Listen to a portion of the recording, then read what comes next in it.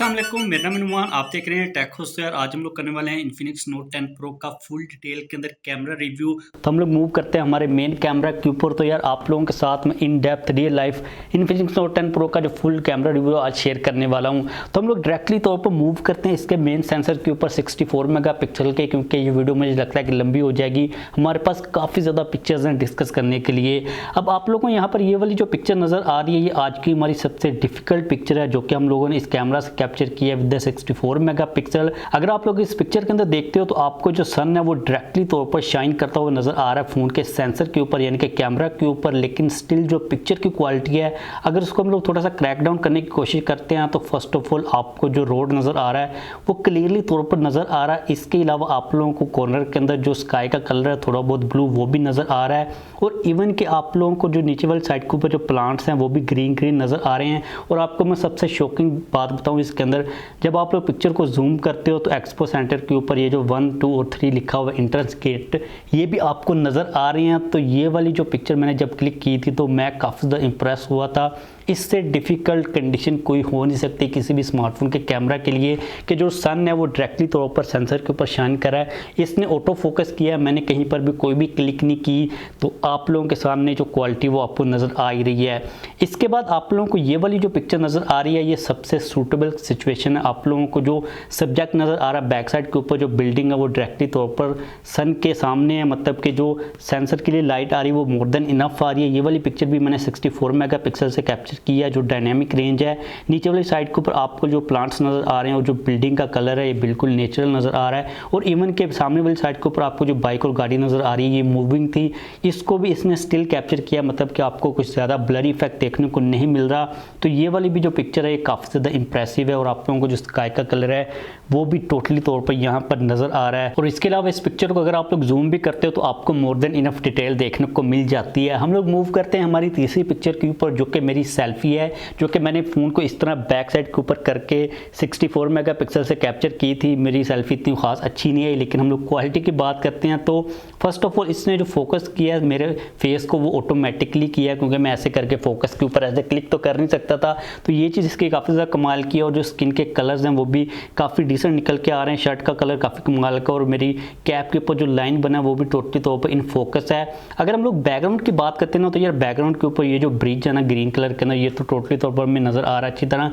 लेकिन इसने back side के ऊपर जो स्काई था ना उसको टोटली तौर पर बस्ट कर दिया, मतलब कि स्काई के अंदर आप लोगों को किसी किस्म की कोई भी डिटेल नज़र नहीं आएगी। लेकिन ये वाली जो सिचुएशन थी ना, जिस ब्रिज के ऊपर मैं खड़ा हूँ, इसके ऊपर लाइट काफ़ी ज़्यादा डिफरेंट टाइप की आ रही थी, मतलब कि बीच में दरख्त भी थे और बिल्डिंग भी थी। ये वाला जो ब्रिज था, ब्रिज के थ्रू अंदर आ रही थी लाइट, तो काफ़ी डिफिकल्ट सिचुएशन थी। लेकिन इसने जो डिटेल को कैप्चर किया वो काफ़ी अच्छी तरह कर लिया हुआ है। इसके बाद हमारी ये वाली जो सेल्फी ना 64 मेगापिक्सल वाली, ये पहले वाली पिक्चर से भी ज़्यादा डिफिकल्ट है, क्योंकि इसके अंदर जो सन है वो डायरेक्टली तौर पर कैमरा के सामने आ रहा है। आप लोग कॉर्नर के अंदर देख सकते हो सन को, लेकिन इसने मुझे इस पिक्चर के अंदर भी जो फोकस किया वो काफ़ी ज़्यादा अच्छी तरह किया है, क्योंकि ये पिक्चर भी मैंने ऐसे 64 मेगापिक्सल से कैप्चर की है और इसने सन को फोकस नहीं किया, इसने मेरे फेस को फोकस किया। और इस पिक्चर के अंदर आप लोगों को लेफ्ट जो कॉर्नर है उसके अंदर जो स्काई का थोड़ा सा ब्लू कलर है वो भी देखने को मिल जाएगा, और जो ग्रीन कलर है ब्रिज का, और पीछे वाली साइड के ऊपर आप लोग जो प्लांट है ना, जो दरख्त लगा उसको भी थोड़ा बहुत ग्रीन देख सकते हो। तो ओवरऑल अगर मैं यहाँ पर कंक्लूड करता हूँ ना 64 मेगापिक्सल के सेंसर को, तो काफ़ी डिसेंट आपको क्वालिटी प्रोवाइड करता है। इवन के मेरी जो कंडीशंस थी लाइट को कैप्चर करने वाली और पिक्चर को कैप्चर करने वाली वो काफ़ी डिफिकल्ट थी, लेकिन इसने काफ़ी अच्छी तरह वहाँ पर परफॉर्म किया। इसके बाद अगर हम लोग मूव करते हैं इसके मेन नॉर्मल सेंसर के ऊपर, मतलब कि 16 मेगापिक्सल का जो विदाउट पिक्सल बिनिंग सेंसर है, जो 64 मेगापिक्सल आपको मिलते हैं वो तो पिक्सल बिनिंग के साथ मिलते हैं। जो नॉर्मल सेंसर है, क्योंकि जो 64 वाला मोड है आप लोगों को यहाँ पर इनेबल करना पड़ता है। अगर आप उसको इनेबल नहीं करते तो आपको किस किस्म की डिटेल मिलती है, आप लोग यहाँ पर पिक्चर्स को देख सकते हो, हमें काफ़ी अच्छी डिटेल मिल जाती है। मतलब कि जो नॉर्मल सेंसर है उसके अंदर भी जो डायनामिक रेंज है और कलर्स की रिप्रोडक्शन है वो काफ़ी डिसेंट है। आप लोगों को जो कंट्रास्ट मिलता है वो भी काफ़ी ज़्यादा कमाल का देखने को मिल जाता है। ओवरऑल इसका बैक साइड के ऊपर जो मेन नॉर्मल सेंसर है वो भी काफ़ी ज़्यादा ज़्यादा डिसेंटली परफॉर्म करता है। इसके बाद अगर हम लोग मूव करते हैं इसकी बैक साइड के ऊपर 8 मेगापिक्सल के अल्ट्रावाइड सेंसर के ऊपर, तो आप लोग यहाँ पर पहली पिक्चर को देख सकते हो, जो कि अगेन मैंने ऐसे फ़ोन को उल्टा करके लिया और फर्स्ट ऑफ ऑल इसने मुझे जो फोकस किया वो काफ़ी ज़्यादा अच्छी तरह किया है।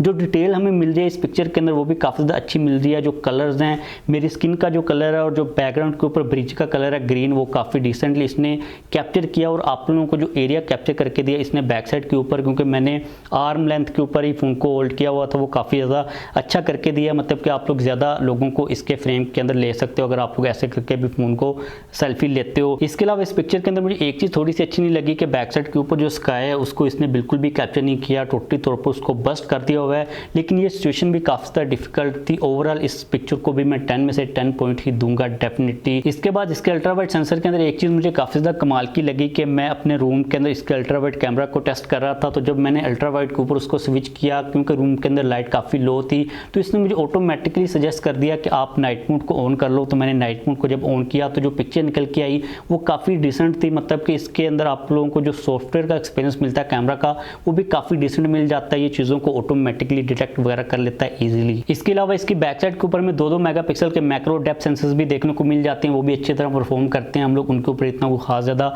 टाइम नहीं लगाएंगे। वीडियो की क्वालिटी के बारे में बात करने से पहले अगर हम बात करते हैं सेल्फीज़ की, तो फ्रंट के ऊपर में 16 मेगापिक्सल का सेल्फी कैमरा देखने को मिल जाता है। अब ये जो पहली सेल्फी आप लोगों को नज़र आ रही है ये काफ़ी डिफिकल्ट लाइट कंडीशन के अंदर थी, क्योंकि जो लाइट आ रही थी वो इवनली नहीं आ रही थी। आप लोग देख सकते हो कि मेरे फेस के ऊपर जो लाइट है वो इवनली नहीं पड़ रही, कुछ एरिया के ऊपर पड़ रही है, कुछ एरिया के ऊपर नहीं पड़ रही है। तो इसने जो पिक्चर को क्लिक किया वो काफ़ी इंप्रेसिव वे के अंदर किया। आप लोग शर्ट के कलर को देख सकते हो, इवन कि जो मैंने बैग पहना हुआ उसका भी जो कलर है इसने काफ़ी डिसेंटली परफॉर्म किया है, क्योंकि जब आपकी लाइट इवन नहीं होती तो कैमरा के लिए लाइट को एडजस्ट करना वो काफ़ी ज़्यादा डिफिकल्ट होता है। इवन के बैक साइड के ऊपर हमें जो स्काई का कलर है ब्लू वो भी क्लियरली तौर पर नज़र आ रहा है, और जो ट्रीज़ हैं बैक साइड के ऊपर हम लोग क्लियरली तौर पर देख सकते हैं। इवन के जो बैक साइड के ऊपर कनाल जा रही है, जो पानी का कलर है जो मिट्टी टाइप का होता है वो भी आप लोग देख सकते हो। तो सेल्फी कैमरा भी इसका काफ़ी ज़्यादा इंप्रेसिव है। अगर हम लोग मूव करते हैं नेक्स्ट पिक्चर के ऊपर, तो इस पिक्चर के अंदर आप लोग देख सकते हो कि जो सूरज है वो बैक साइड के ऊपर है। इसने बैक साइड के ऊपर जो स्काई था उसको तो टोटली तौर पर बस्ट कर दिया हुआ, मतलब कि आप लोगों को कोई डिटेल नहीं मिलती, लेकिन इसने फेस को काफ़ी ज़्यादा अच्छी तरह कैप्चर कर लिया हुआ है। ओवरऑल जो इसकी क्वालिटी है फ्रंट वाले कैमरे की वो भी काफ़ी ज़्यादा कमाल की है। नॉर्मल हमारी रूम की जो कंडीशन होती है उसके अंदर भी काफ़ी ज़्यादा डिसेंटली परफॉर्म कर रहा होता है। इसके बाद अगर हम लोग बात करते हैं वीडियो की क्वालिटी की, तो फ्रंट के ऊपर आप लोगों को 2 ऑप्शंस मिलते हैं, एक तो 1080p वीडियो के साथ स्टेबलाइजेशन का, और 4K वीडियो के अंदर आप लोगों को कोई भी स्टेबलाइजेशन नहीं मिलती। अगर हम बात करते हैं 1080p प्लस स्टेबलाइजेशन, तो आप लोग यहाँ पर सैंपल को देख सकते हो। जो स्टेबलाइजेशन की क्वालिटी है वो काफ़ी ज़्यादा डिसेंट है। मैंने हाथ के अंदर फ़ोन को पकड़ा हुआ है, और जो लाइट की कंडीशन है वो भी काफ़ी ज़्यादा डिफिकल्ट है। अभी मैं इसको सूरज के सामने कर रहा हूँ तो इसने मेरे फेस को काफ़ी ज़्यादा अच्छी तरह फोकस के अंदर रखा है, लेकिन बैकग्राउंड के ऊपर आप लोगों को जो ब्रस्ट है स्काई वो टोटली तौर पर देखने को मिल जाता है। अब आप लोग यहाँ पर देख सकते हो टोटली तौर पर कि अगर मैं कैमरा को मूव करता हूँ डिफरेंट कंडीशन के अंदर तो अकॉर्डिंगली ये फोकस को और बैकग्राउंड को एडजस्ट कर लेता है। ये देखें, अब यहाँ पर मैंने वीडियो के अंदर जो सूरज था वो मेरे सामने था, लेकिन इसने बैकग्राउंड के ऊपर जो सारी की सारी डिटेल है उसको कैप्चर कर लिया हुआ। तो ओवरऑल जो फ्रंट वाले कैमरे की क्वालिटी है वो काफ़ी ज़्यादा डिसेंट है। इसके बाद अगर हम बात करते हैं फ्रंट वाले कैमरे के अंदर 4K वीडियो की क्वालिटी की, तो जो 4K वीडियो के अंदर आपको डिटेल मिलती है वो काफ़ी ज़्यादा अच्छी मिल जाती है। पर्सनल तौर पर मैं आपको रिकमेंड करूँगा कि आप लोग 4K के साथ वीडियो को कैप्चर करें, लेकिन उसके अंदर डाउन साइड ये है कि आप लोगों को कोई भी स्टेबलाइजेशन देखने को नहीं मिलती। ओवरऑल जो 4K की वीडियो की क्वालिटी है, अगर हम लोग स्टेबलाइजेशन को साइड के ऊपर कर देते हैं तो डायनामिक रेंज हमें ज़्यादा मिल जाती है। ओवरऑल जो कलर रिप्रोडक्शन होती है वो भी काफ़ी ज़्यादा कमाल की आपको देखने को मिल जाती है। इसके बाद अगर हम बात करते हैं बैक साइड के ऊपर वीडियो की क्वालिटी की, तो बैक साइड के ऊपर भी आप लोगों को सेम यही ऑप्शंस देखने को मिलते हैं। 1080p के साथ आप लोगों को स्टेबलाइजेशन मिल जाती है, और 4K के अंदर आप लोगों को स्टेबलाइजेशन नहीं देखने को मिलती। यहाँ पर आप लोगों को ये जो सैंपल नज़र आ रहा है ये 1080p के अंदर मैंने शूट किया ऐसे फ़ोन को बैक साइड के ऊपर करके। जो स्टेबलाइजेशन की क्वालिटी वो भी काफ़ी ज़्यादा डिसेंट है, और एक चीज़ मुझे काफ़ी अच्छी लगी कि इसने कहीं पर भी मेरे फेस को आउट ऑफ फोकस नहीं जाने दिया। जैसे ही आप लोग सूरज के सामने कैमरा को करते हो तो बैकग्राउंड आपका जो बस्ट कर देता है, मतलब बैकग्राउंड के ऊपर आपको कोई भी डिटेल नहीं मिलती, लेकिन आपका जो फेस होता है वो क्लियरली तौर पर इन फोकस ही होता है। और यही सेम चीज़ आप लोगों को 4K के अंदर भी देखने को मिल जाती है, लेकिन 4K के अंदर स्टेबलाइजेशन ऑन नहीं होती। तो जो स्टेबलाइजेशन का ड्रॉबैक है वो तो आप लोगों को फेस करना ही पड़ेगा, लेकिन बैक साइड के ऊपर भी 4K के अंदर आपको ज़्यादा अच्छी थोड़ी सी डायनामिक रेंज देखने को मिल जाती है। तो ओवरऑल इसकी जो वीडियो की क्वालिटी है वो भी काफ़ी ज़्यादा डिसेंट, और इसने काफ़ी ज़्यादा डिसेंटली परफॉर्म किया। फाइनली अगर हम लोग मूव करते हैं इसके नाइट मोड के ऊपर, किसी भी स्मार्टफोन के अंदर अगर हमें नाइट मोड अच्छा मिलता है तो वो मुझे काफ़ी ज़्यादा पसंद आता है। इसका जो नाइट मोड है वो नॉर्मल लाइट की कंडीशन के अंदर तो अच्छा परफॉर्म करता है, लेकिन अगर हम लोग लाइट की कंडीशन को थोड़ा सा डिफिकल्ट कर देते हैं, यहाँ पर आप लोग देख सकते हो, तो ये इतना वो खास ज़्यादा अच्छी तरह परफॉर्म नहीं करता। लेकिन नॉर्मल जो लाइट की कंडीशन होती है उसके अंदर ये डिसेंटली परफॉर्म करता है। अब यहाँ पर आप लोग इस पिक्चर के ऊपर देखो ना, तो यहाँ पर जो लाइट की कंडीशन है वो काफ़ी नॉर्मल है, इतनी खास ज़्यादा डिफिकल्ट नहीं है। तो इसने बिल्डिंग को, रोड को और हमारे जो कायद है उनको काफ़ी अच्छी तरह कैप्चर किया है। लेकिन अगर हम लोग स्काई के ऊपर देखते हैं तो वहाँ पर आप लोगों को जो ग्रेनेज टाइप है वो देखने को मिल रहा है। तो मुझे लगता है कि इस चीज़ को सॉफ्टवेयर के अपडेट के थ्रू इजीली फिक्स किया जा सकता है। लेकिन इसका जो नाइट मोड है उसको मैं 7 आउट ऑफ 10 पॉइंट्स दूंगा। तो ये थी वो सारी चीज़ें जो कि इसके कैमरास के बारे में हम लोगों ने डिस्कस करनी थी। मैंने अपनी पूरी कोशिश की कि हम लोग इसको डिफ़िकल्ट कंडीशन के अंदर लेके जाएं, और इसके कैमरा को अगर मैं ओवरऑल पॉइंट देता हूं इस रेंज के अंदर, क्योंकि इसकी जो प्राइस है वो सिर्फ 30,000 रुपये है। तो आज तक मैंने इस रेंज के अंदर जितने भी कैमराज टेस्ट किए, इस स्मार्टफोन के कैमराज ने सबसे मुझे ज़्यादा इंप्रेस किया। तो अगर आप लोगों को कोई कैमरा डिवाइस चाहिए इस रेंज के अंदर तो ये वाली डिवाइस हाईली रिकमेंडेड, आप लोग इसको बाय कर सकते हो। इसके अलावा इस स्मार्टफोन की जो अनबॉक्सिंग की वीडियो और मेरे जो ओवरऑल फर्स्ट इंप्रेशन है वो भी मैं इस चैनल के ऊपर अपलोड कर चुका हूँ। उस वीडियो का लिंक भी आप लोगों को मैं नीचे प्रोवाइड कर दूंगा। उसके अंदर एक गिवे भी है, उस वीडियो को भी लाजमी तौर पर देखिएगा। और इसका मैं फुल रिव्यू बहुत जल्द इस चैनल के ऊपर अपलोड करूंगा। आप लोग उसके लिए चैनल को सब्सक्राइब करके बेल वाले आइकन को लाजमी तौर पर प्रेस कर लें, ताकि जब भी वो वीडियो है उसका आप लोगों को नोटिफिकेशन देखने को मिल जाए। जाने से पहले आप लोग नीचे कमेंट्स करें, लाजमी तौर पर बताइएगा कि आप लोगों को ये जो कैमरा का रिव्यू है ये कैसा लगा। नेक्स्ट टाइम हमारे पास जो स्मार्टफोन आता है हम लोगों को उसका भी जो कैमरा रिव्यू इस तरह करना चाहिए, या फिर आप लोगों के पास कोई बेटर ऑप्शन हो तो आप लोग वो भी मेरे साथ शेयर कर सकते हो। आपकी जो फीडबैक है मेरे लिए काफ़ी ज़्यादा इंपॉर्टेंट है।